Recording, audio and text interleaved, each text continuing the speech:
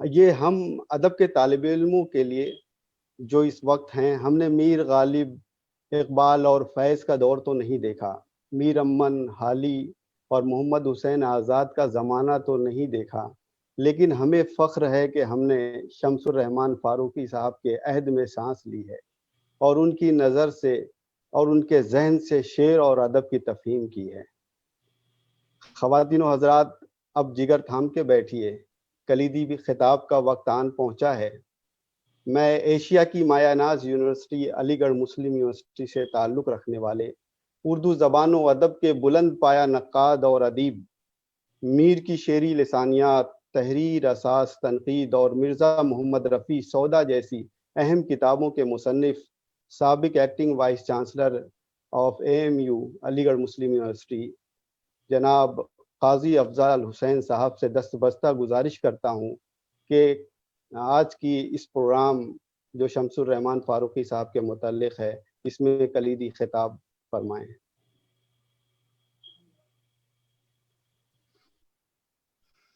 عزیز صاحب، یہ لنچ کا ہے، غالباً گفتگو کا اور طویل گفتگو کا کوئی موقع نہیں آئے گا۔ میرا حافظہ بھی مدد نہیں کرے گا اور شاید میں جذباتی طور پر اس صورت میں نہیں ہوں کہ میں پوری تفصیلی گفتگو کر سکوں، لیکن یہ مجھے یاد آتا ہے کہ ایک ایسے شخص کے بارے میں جب میں BSc میں پڑھ رہا تھا تو شبخون شائع ہوا، اور شبخون کی کنٹینٹ، اس کی صورت، اس کی ترتیب، ہر چیز جو روایتی رسائل میں عام تھی وہ شبخون میں نہیں تھی۔ اس کے مضامین بھی شبخون کے مضامین تھے، کسی دوسرے رسالے میں شائع نہیں ہوتے، بلکہ بعض مرتبہ تو کہیں فاروقی صاحب نے لکھا کہ خود ان کے مضامین دوسرے رسائل میں شائع نہیں ہوتے تھے۔ ہمارا تعارف شبخون کے توسط سے اس نئی تحریک سے ہوا۔ غالباً 1987 میں BSc میں تھا جب میرے دوست نے ایک کتاب مجھے شیشے کے دروازے کے پیچھے کھڑے ہو کر دکھائی، اور اسے دیکھ کر اس پہ نام تھا شمس الرحمن فاروقی۔ تو لفظ و معنی شائع ہوئی تھی، ہم اسے لے کر کالج کی کینٹین میں اکٹھا ہو گئے اور لیب اتنی جگہ چلتی رہی۔ اس کینٹین میں، بلکہ اس کتاب کے پہلے صفحے پر لفظ و معنی میں جو انتساب تھا، الف اور بے کے نام کہ وہ بڑی ہو کر ان کو پڑھیں، جیم کے نام کہ ان کو مسرور کرنا ان کا اس تحریر کا مقصد ہے، اور خے کے نام کہ انہوں نے ان الفاظ کی قیمت بتائی۔ مجھے یہ انتساب ہی غیر روایتی معلوم ہوا، اور بہت دلچسپی سے ہم الف اور بے کو ڈیکوڈ کرتے رہے کہ یہ الف اور بے کون ہیں، تو کہ بڑی ہو کر وہ پڑھیں، اس سے اندازہ ہوا کہ غالباً یہ افشاں اور بارہ کے متعلق ہے جو ان کی بیٹیاں ہیں، اور ان کو کہا کہ وہ بڑی ہو کر اس کو پڑھیں۔ پھر جیم کے متعلق جن کو مسرور کرنا اس تحریر کا مقصد ہے، وہ اپنی بیوی کے نام، اور خے اپنے والد کا نام۔ یہ 4 نام تھے، لیکن نام بھی غیر روایتی تھے۔ ہم انہیں دیکھ کر خوش ہوئے اور حیرت زدہ ہوئے۔ لفظ و معنی کا کہ مضامین یاد آتے رہے، اور جب جب یاد آتے رہے ان پر ہم نے جب گفتگو کی، تب اس شخص کے متعلق حیرت کا اظہار بھی کیا۔ ادب کی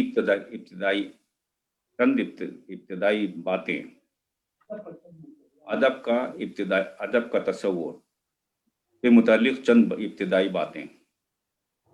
ترسیل کی ناکامی، یہ مضامین ہیں اس کتاب کے لفظ و معنی کے جو ہمیں اب تک ایکسائٹ کرتے ہیں، بحث کے لیے آمادہ کرتے ہیں کہ ہاں یہ ادب کیا ہے، کیوں ہے، کیسے ہے، کیا چیز ادب ہوتی ہے، کیا چیز ادب نہیں ہوتی، اور اس کے متعلق انہوں نے یہ بحث جاری رکھی، اور جو اپنی دوسری کتاب شائع ہوئی، شعر، غیر شعر اور نثر، تو اس میں یہ بحث قائم رکھی کہ آخر پہلے تو یہ کہ ادب کیا ہے، اور پھر یہ کہ اگر ادب شاعری ہے تو شاعری کیا ہے اور غیر شاعری سے مختلف کیوں ہے۔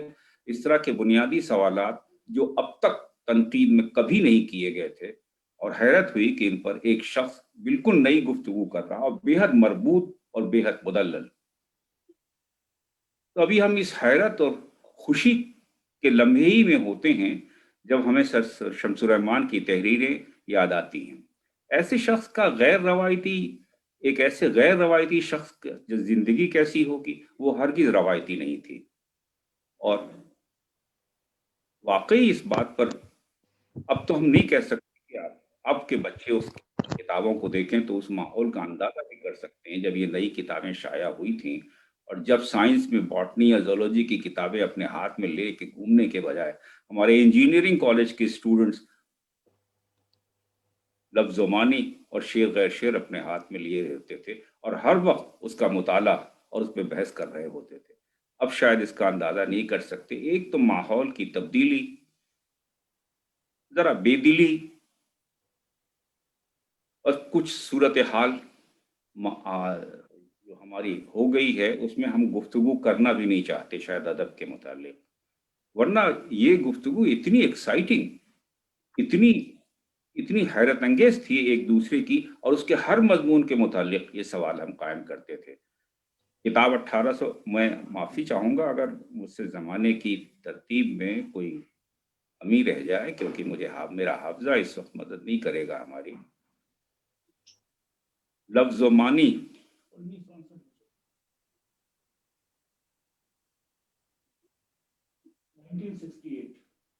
غالباً 68 میں شائع ہوئی، اور 68 میں یہ مضمون ترسیل کی ناکامی پڑھا ہم نے۔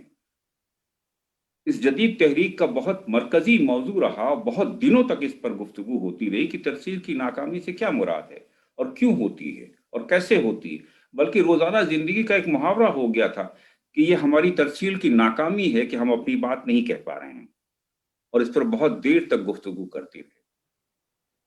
پھر شعر غیر شعر اور نثر آئی، اور اس میں مضامین شائع ہوئے۔ حیرت انگیز ہوتی تھی اس ذہانت پر جن نقطوں کا اظہار ان تحریروں میں ہوتا تھا۔ غالباً ہر مضمون کے ساتھ ہی ہوا۔ اس بار آئی علامت کی پہچان شائع ہوئی۔ علامت کی پہچان پر بحث ہوئی، بلکہ میں زمانے میں سلطان پور میں پڑھانے لگا تھا، اور وہاں سے 300 کلومیٹر غالباً لکھنؤ ہوتا ہے۔ برلنگٹن ہوٹل میں رہ رہے تھے فاروقی صاحب۔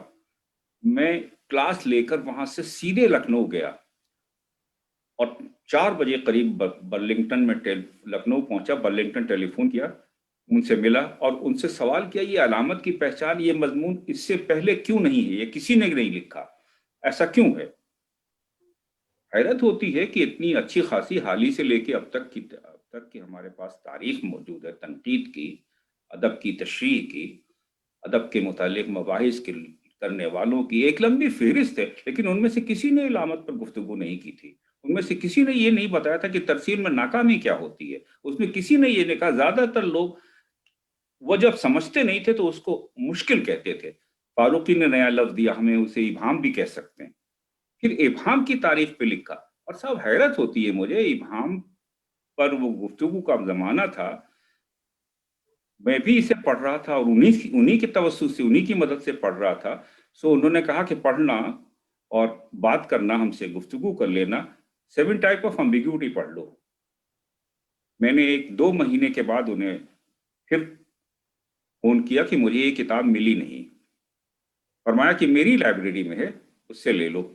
چنانچہ میں ان کے گھر گیا، ان کی غیر موجودگی میں وہ کتاب میں نے ان کی بہت رچ لائبریری سے حاصل کی اور لے کے آ کے پڑھتا رہا۔ ایسا شفیق اور ایسا طباع، ایسا ذہین آدمی، واقعہ یہ خیر میرا مطالعہ کیا، لیکن میں نے اپنی جو کتابیں پڑھی، ان کتابوں کے مصنفین کے بارے میں بھی میری یہ رائے نہیں بنی۔ بہت ذہین اور بہت بہت قابل قدر شخص تھے، اور بہت مہربان، بہت شفیق، انسان کی حیثیت سے بہت نرم اور معاون رہنما۔ شمس الرحمان فاروقی نے واقعی ہم سب کی زندگیوں پر بہت گہرا اثر ڈالا، اور میرے ہم عمر جتنے ہیں غالباً ان میں سے ہر ایک اتفاق کرے گا کہ وہ بڑا ہی نہیں ہو سکتا جو اس زمانے میں شمس الرحمان کی کتابیں نہیں پڑھتا، وہ ادب سے واقف ہی نہیں ہو سکتا تھا جس نے زمانے میں شمس الرحمان کی کتابیں نہیں پڑھی۔ تو اس تحریر اب سوچتا ہوں کہ ایسا کوئی آدمی اب نہیں ہے۔ نام بہت بڑے بڑے، بلکہ بعض نام وہ ہیں جس کا فاروقی صاحب نے خود ذکر کیا ہے، حسن عسکری، علی مسرور، ان سب لوگوں کا ذکر کیا ہے انہوں نے، مگر ان میں سے کوئی ایسا نہیں ہے جس کو پڑھتے ہوں اور اس کے پڑھے بغیر اپنے کو پڑھا لکھا بھی سمجھتے ہوں، ایسا بھی نہیں ہوا۔ خیر یہ بہت کمال ہے ان کا، ظاہر ہے کہ اپنے زمانے کے بہت نادر روزگار آدمی تھے۔ حسن عسکری کا تو معاملہ یہ رہا کہ بلکہ خوشی ہوئی اس پر مجھے کیا، ہر شخص کو جس نے افشاں کی فاروقی پر، حسن عسکری پر کتاب دیکھی ہے، کہ بہرحال ایک ذہین آدمی، سب سے پہلے جس آدمی نے جس نے اس کا تعارف کرایا وہ فاروقی ہیں، اور فاروقی نے اسی ذہانت، اسی کمال کا اظہار ان تحریروں میں کیا ہے جو ان دو مضامین کے مجموعوں میں شامل ہے۔ اس کے بعد ان کی کتاب آئی افسانے کی حمایت میں، کیا عجیب و غریب تاثر تھا اس کتاب کا وہ، بلکہ فاروقی صاحب کا جب اس کا دوسرا ایڈیشن چھپا تو مجھے دیا، کہا پڑھی ہے تم نے؟ ہم نے کہا ہم نے کتاب پڑھی ہے، حفظ کی ہے۔ تو انہوں نے کہا میاں اب یہ آنکھوں کی سرما ہو رہی ہے، اب اسے رکھو۔ تو دوسرا ایڈیشن اس کا ہمارے پاس ہے، فاروقی صاحب کا عنایت کردہ۔ اور پھر اس پہ مزید تعجب ہوا کہ یہ آدمی جو اتنی منطقی اور استدلالی گفتگو کرتا رہا، یہ شاعری بھی کرتا ہے، اور شاعری میں کتابوں کے نام ایسے رکھے جو پہلے کبھی سنے نہیں، گنج سوختہ، چار سمت کا دریا، سبز اندر سب، اور یہ سارے نام جو ہیں وہ حیرت انگیز تھے۔ بہت واقعی حیرت ہوتی تھی ان چیزوں کو سن کر، ہر نئی کتاب کے ساتھ فاروقی کی زندگی کا ایک اور نیا پہلو کھلتا تھا ہم پر۔ افسانوں پر بینی مادھو رسوا کے نام سے عنوان سے انہوں نے وہ افسانے لکھے، شعراء کے متعلق، ان کی زندگی کے متعلق۔ اس سے پہلے کوئی تحریر ہمیں یاد نہیں آتی کہ کسی شاعر غالب کی زندگی یا میر کی زندگی یا کسی کی بھی زندگی پر ایسی لکھا ہو۔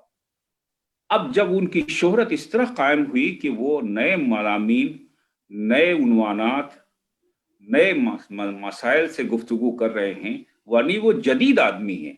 اب وہ جدید آدمی نے گفتگو کی سب سے زیادہ قدیم شاعر کے متعلق، پہلے اس کو جدید بنایا غالب، اور پھر اس کے بعد میر پر گفتگو کی، 4 جلدوں میں وہ کتاب شائع ہوئی ہے۔ تو یہ تاثر بہرحال قائم ہو گیا تھا تقریباً مکمل طور پر کہ وہ ایک جدید شاعر ہیں، جدید نقاد ہیں، اور جدیدیت سے دلچسپی رکھتے ہیں۔ بلکہ کہا جاتا ہے کہ انہوں نے یہ چیز، یہ تحریک شروع کی، یہ سوچ، یہ فکر شروع کی، گویا ایک کنٹمپرری لٹریری ادبی منظر نامے کا بہت بہت بہت معقول جواز فراہم کیا انہوں نے، اور لکھتے رہے وہ میر تقی میر کے متعلق، اس کی اس معطوف صنف کے متعلق جس کے متعلق گفتگو کرنا بھی قدیم ہونے کا ثبوت تھا۔ داستانوں کے متعلق 5 جلدوں میں لکھا، حیرت ہوتی ہے 5 جلدوں میں ساروی شاہد قرآنی لکھی ہے، یہ غیر معمولی کارنامہ۔ اب جو لوگ انہیں جدید کہتے ہیں ان کے پاس اس کا کوئی جواب نہیں ہوگا، یا ہمارے پاس اس کا کوئی جواب نہیں ہے کہ ایک جدید آدمی داستانوں پر 5 جلدوں میں مضامین لکھتا، امیر حمزہ کی داستان پر، اور اتنا ہی نہیں بلکہ اپنے بیٹے محمود فاروقی موجود ہیں یہاں، انہوں نے اپنے بھتیجے کو داستانیں پڑھوائیں، سنوائیں۔ یونیورسٹی میں نے ایک مرتبہ علی گڑھ یونیورسٹی میں محمود فاروقی کو انوائٹ کیا تھا داستان سنانے کے لیے۔ فاروقی صاحب سے کہا کہ ان کو بھیجیے ہمارے ہاں کے لوگ بھی سننا چاہیں گے۔ داستان سنائی اور حیرت انگیز طور پر سنائی۔ اس جلسے کا تعارف بھی فاروقی صاحب نے کرایا تھا۔ گویا وہ شخص جو سب سے جدید تھا، اس نے اردو کی معطوب ترین قدیم صرف داستان کو پھر قائم کیا۔ محمود فاروقی کی نے پڑھا تھا وہ داستانیں، دانش کے ساتھ پڑھا، اور اس کے بعد میں کراچی گیا कराची में भी महमूद ये दास्तान पढ़ने का फन तरक्की कर रहा था, लोग इसे कबूल कर रहे थे, सुन रहे थे। वहां भी दो बच्चों ने पढ़ के वो उस वक्त उस जलसे में सुनाई, और अंदाजा हुआ कि वाकई महमूद को दास्तान, एक तो हाफजा अजीब व गरीब चाहिए इसके लिए, और बिल्कुल वो लफ्जियात चाहिए इसके लिए। लेकिन कराची में अंदाजा हुआ कि उसको सुनाने का एक तर्ज भी होगा, वो कम से कम ड्रामा नहीं हो सकता, और ड्रामा नहीं था जो महमूद फारूकी ने जिसे पढ़ा। बहुत अच्छी थी, बहुत अच्छी तहरीरें चलाई उन्होंने, दास्तान पढ़ने की तरफ रागिब किया।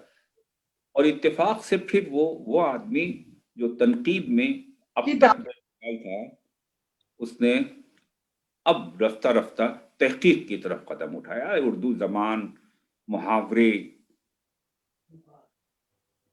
लुगात पर जो जो जो काम उन्होंने किए हैं वो बहुत बेमिसाल है। हमारे यहाँ लिंग्विस्ट अच्छे खासे हैं, लेकिन ऐसा लिंग्विस्ट शायद ही कोई हो। और बहुत अच्छी मज़ामीन लिखे हैं उन्होंने, और हमको पढ़ना सिखाया। वो ज़माना है, अगर मेरा हाफजा गलत नहीं करता तो वो ज़माना है कलीमुद्दीन और खुर्शीदुल इस्लाम का। और खुर्शीदुल इस्लाम की नस्ल जो शायरी के करीब पहुंच गई थी, उसको एक शोहरत दी गई तख्लीकी नस्र की। बल्कि हमारे एक रफीक खुर्शीद साहब ने तख्लीकी नस्र पर पीएचडी शुरू कर दी। तो जब वो पीएचडी शुरू कर दी, जब पहली मर्तबा फारूकी साहब की वो तहरीरें हमने पढ़ी, जो मुदल्लल हैं, बिल्कुल वाज़े हैं, जिसका एक नस्र का उसलूब है, और जो हरगिज तख्लीकी यानी शायराना नहीं है। तो शायराना नस्र के उस दौर में जहां अलीगढ़ यूनिवर्सिटी का सदर उस नस्र का सबसे बड़ा मुसन्निफ होता है, उस जमाने में वो मुदल्लल तहरीरें आई और हम उनके फरेफ्ता हुए। भाई, बात करने के लिए फिक्रेबाजी तनकीद में जो अब उर्दू का सबसे मशहूर तनकीदी जुमला है, और उसमें भी बगैर दलील के है। इल्हामी किताबें दो हैं, कुछ इस तरह के जुमले लिखने शुरू कर दिए थे खुर्शीद साहब ने। शिबली पहले यूनानी थे जो हिंदुस्तान में पैदा हुए। अब इसकी मंतिकी से इस्तेदलाल क्या है? कैसे आप एक आदमी को, हिंदुस्तान में पैदा होने वाले को यूनानी कहते हैं? मुझे एक जुमला और याद आता है, मुझे याद नहीं है कि ये वाकया है या मुझे सिर्फ मेरे जहन में है। मोमिन खां उस वक्त पैदा हुए जब फ्रांस में इनकलाब आ गया था। कभी इस तरह गुफ्तगू फारूकी ने नहीं की, और कभी इस तरह की गुफ्तगू को, मेरा अंदाजा है, मुझसे कहा नहीं उन्होंने, कि कभी इसको पसंद भी नहीं किया। उनके यहाँ उस्लूब का, इस्तेदलाल का एक तरीका था। तनकीद ने जिस तरह का इस्तेदलाल कायम किया है फारूकी ने, जिस तरह के मंतिकी दलाइल दिए हैं उन्होंने, वो हैरत अंगेज हैं।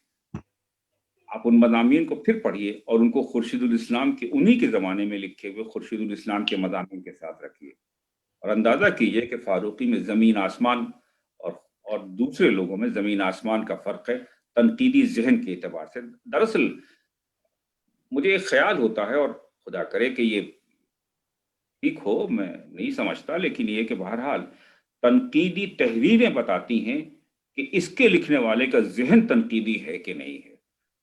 फारूकी से बिला मुबालगा उस जहन को मैच करने वाला आदमी नहीं मिलता जो बिल्कुल तनकीदी जहन रखता हो। अब जाहिर है कि हम सब उनके तालिब इल्म थे, उनका जो विजन था, उसकी अहलियत नहीं हम में कि हम उस पे, बल्कि उसके लायक नहीं कि हम उस पर तबसरा करें। लेकिन जिस तरह के सवाल उठाए हैं उन्होंने, और जिस तरह के जवाब दलाइल के साथ फारूकी ने दिए हैं, अब भी वो बेमिसाल हैं। अपनी तमाम तरबियत देने के बावजूद उनके लोगों को भी ये हिम्मत नहीं है, यानी ये शायद ख्याल भी नहीं होता कि वो अपने दलाइल में इतने मजबूत हो सकते हैं जैसे कि फारूकी थे, या इतने सवाल उठा सकते हैं जैसे कि फारूकी थे। अजीब व गरीब शख्स थे, अजीब व गरीब शख्स था साहब। मैं वाकयात के हवाले से बयान नहीं करना चाहता, लेकिन बहरहाल एक एक वाकया बहुत मजे का मुझे याद है। वो जो मीलाद में वो बांटते हैं शक्कर पारे, मुझे याद नहीं आता वो क्या कहलाता है। तो वो उनकी मेज पे रखा हुआ था, میں نے کہا یہ کیا ہوگا بھائی، کہ ان کا کہ اس میں یہ نوک کیوں لگی ہوئی ہے، یہ دیکھنے کے لیے بلایا ہے میں نے. اور اس کے 5 یا 6 کونے ہوتے ہیں. یہ 5-6 کونے اصل میں 5 اماموں کے نام کی مناسبت سے بنائے گئے ہیں. مجھے حیرت ہوئی واقعی کہ ایک آدمی ایسی معمولی بات کو جو ہمارے پاس روز ہوتی ہے، جو ہماری میلاد میں ہمیشہ بانٹی جاتی ہے، اور ہم اسے لے کے کھاتے ہیں اور مزے لیتے ہیں، یہ سوچے بغیر کہ یہ نقطے کیوں ہیں اس پر. مجھے معاف کیجیے گا، مجھے نام نہیں یاد آ رہا ہے، لیکن اور وہ اس کے بارے میں معلوم کر رہے تھے. اس وقت معلوم کر رہے تھے میز پر بیٹھے ہوئے جب اس کی کوئی ضرورت نہیں تھی. کبھی کبھی تو حیرت ہوتی تھی. ایک میر کے مسروں، میر کے شعر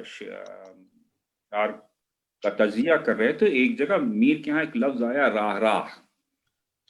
اب وہ یہ مسئلہ تھا کہ راہ راہ کیا چیز ہے، تو یہ بھی انہوں نے ہی تلاش کیا، اور خدا معلوم کہاں سے تلاش کیا. یہ جو کپڑے کا ایک خاص طریقہ ہوتا ہے، جس میں ایک کلر کو بیچ کے کلر میں لگا کے پٹی دار، تو اس کو راہ راہ کہتے ہیں. مجھے حیرت ہوتی تھی کہ واقعی یہ کیسے.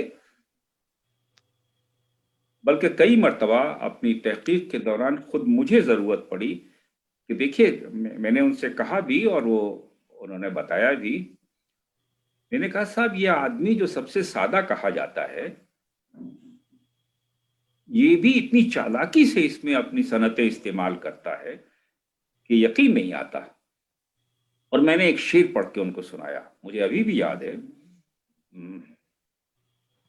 سر اٹھاتے ہی ہو گئے پامال، سبزے نو دمیدہ کی مانند. میں نے کہا دیکھیے، صاف دکھائی دے رہا کہ ایک تشبیہ کی ہے.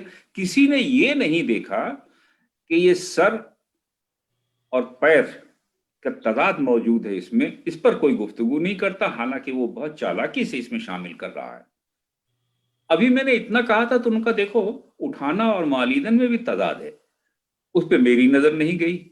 تو مجھے حیرت ہوتی تھی کہ ایک شخص کس طرح اور شعر کے کیسے غیر معمولی معنی بیان کرتا تھا. اگر دیکھنا چاہیں تو شعر شورانگیز کی یہ جلدیں ہیں، ایک پیج یا ایک صفحہ نہیں، پورے ہر شعر کے ساتھ یہ معاملہ کیا ہے انہوں نے، اور وہ معنی بیان کیا جو ہمارے حاشیے خیال میں نہیں آتے. یہ واقعی کمال کی بات ہے کہ میر کو اس طرح بھی ڈسکور کیا جا سکتا ہے، میر کو اس طرح بھی پڑھا جا سکتا ہے. اقبال کی لفظیات پر جو مضمون ان کا اس بات و نفی میں آیا ہے، اس میں انہوں نے اقبال کی شاعری میں لفظوں کے انضباط پر جو گفتگو کی ہے انہوں نے، وہ ان کو مفکر سے بڑا شاعر ثابت کرتی ہے. اور یہ معمولی بات نہیں ہے. ہم اقبال کو ان کے مفکر ہونے کی وجہ سے یاد رکھتے ہیں ابھی بھی. فاروقی کے نزدیک بھی وہ یاد کیے جاتے تھے، لیکن وہ اس لیے نہیں، اقبال شاعر کی حیثیت سے یاد کیے جاتے تھے. اور واقعی شاعری میں کمال کر دیا اس آدمی نے.